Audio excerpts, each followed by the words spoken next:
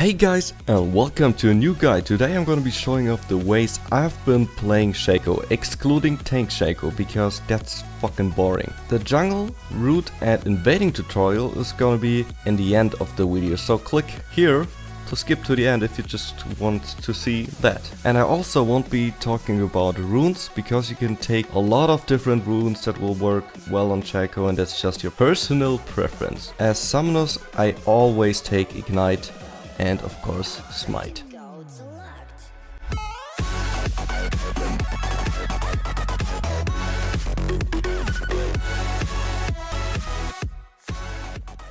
Let's start off with the basic way to play Shaco. You want to be dominating the early game as much as you can. You want to be ganking, you want to be invading, you want to literally annoy the fuck out of your enemies. And the invading itself will be covered in the end of the video, so let's talk about ganking. A normal gank should look a little bit like this. You queue over a wall or a bush, so you are not going to be seen by wards that are placed in there. And you queue behind an enemy target, place a box a little bit away from them, facing to their tower, so if they try to run towards that direction, you get extra time because of the fear of your box. After that, you just try to kill them with your Q crit from behind, so you do more damage, and E that also slows. When your laner helps you a little bit, this should be a really effective gank. When you're fighting someone, you should try and use all your skills to the most effective. That means that you place down your box, you queue behind them.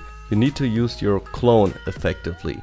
By that I mean he needs to be attacking constantly, and if you confuse the enemy good enough, they probably just will attack your clone and you will get out of the fight without even taking any damage. Let's go over the items that you can build on the normal Shaco.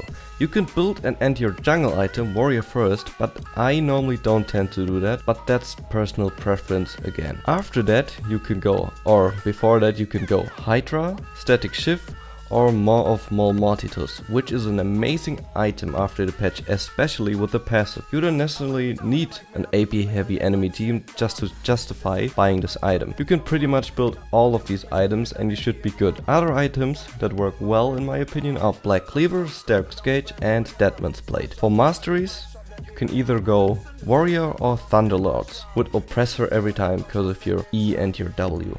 After the recent patches, a new Shaco build has been discovered, the Rageplate Devour Shaco. Rageplate is pretty much good on any champion right now, so why not on Shaco? You're not going to notice much difference when ganking in early, but late game it's kinda harder to burst the enemy. You're going to have to stack your Rageplate and your Fever of Battle. Fever? I don't know. Did you know that Shaco has one of the highest attack speeds at level 1? You want to stack up your Devour as quick as possible, so always kill the Crab, Dragon and Rift Herald. Killing the Dragon and Rift Herald is fairly easy with Shaco in the early game, but more about that in the end. There's a lot of people saying that you don't need to gank a lot when you have Devour, but that's bullshit. You still need to gank. When you have a good opportunity, you should always gank. But when it's like a meh opportunity, you should think about it and think, do I rather take some minions and get more stacks, or is this worth? With this build you're going to be able to be more useful in the late game, and just in longer fights you're going to survive a lot better than before. And the only items that will change in this build are the Devour and the Rageplate. After that you can pretty much build similar items. For masteries you're going to want to take Fever of Battle. I've also seen some people take Thunderlords, but in my opinion on this kind of build you should really take Fever. My last way to play Shaco is the AP Shaco. This can be played in pretty much every position, but I'm just going to tell you how to play it on top lane, mid lane and support.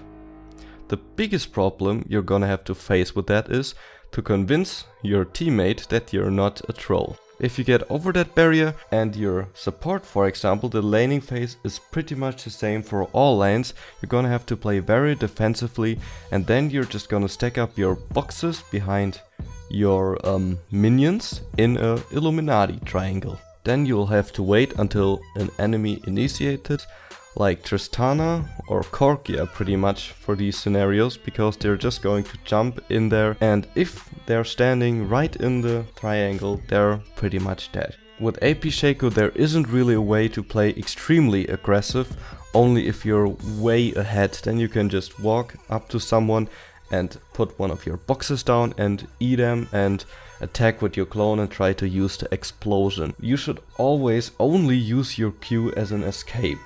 Or if the enemy has 10 HP, of course you're going to go after them with your Q. But normally you should try to save that as an escape. For a build on AP Shaco, I really like to go Rod of Ages and Morlonicums. I know there's a lot of people who always take Sephrith, but in my opinion Rod of Ages gives you a lot more. After that you can also go Lichbane or any other AP items. Let's go over my jungle route and invading. My normal jungle route looks a little bit like this. First off, it doesn't really matter on which side you start, bot or top, because you don't really need the help of the bot lane. But on this example I'm starting bot.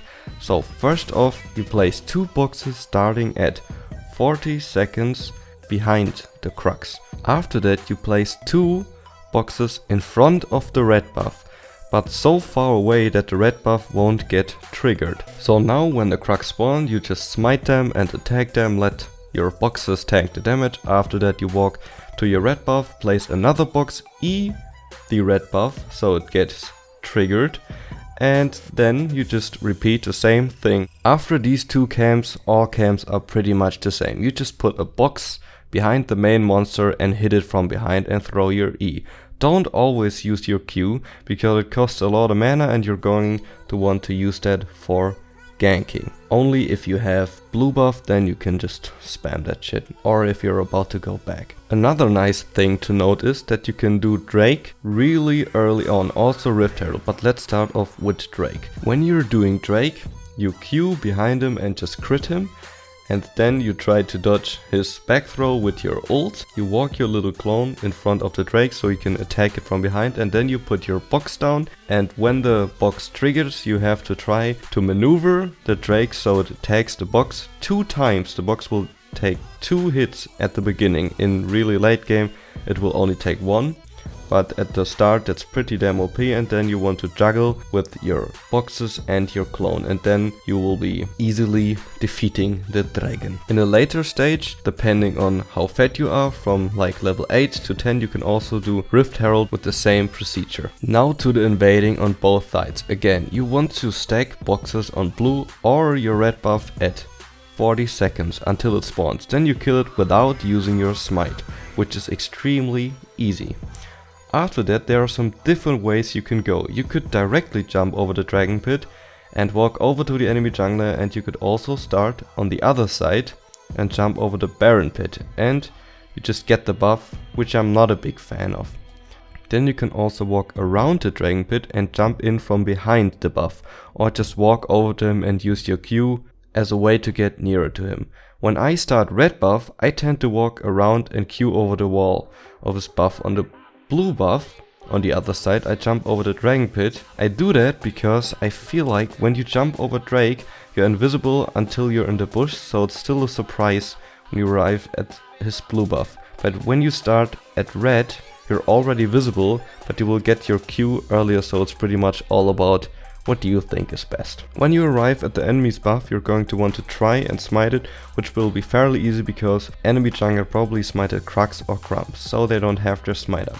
When you arrive, just like when you're ganking, place a box behind him in his escape route and just try and kill him with Ignite. After successfully killing him, you can do your blue or red buff and then walk over to his remaining buff and do the same thing, if you time it right. You can even stack some boxes in the bush while you're waiting for him. That's pretty much all. Just try and think where the jungler will go next and make his jungle experience absolutely disgusting. Also try to ward clever. I hope you enjoyed this tutorial of the ways I play Shaco. I also wanted to mention that everything I said in the video is my personal opinion from what I've done in the past. If you have any other questions or if you disagree with something I said in the video, write it in the comments and I will be glad to answer every single one of them.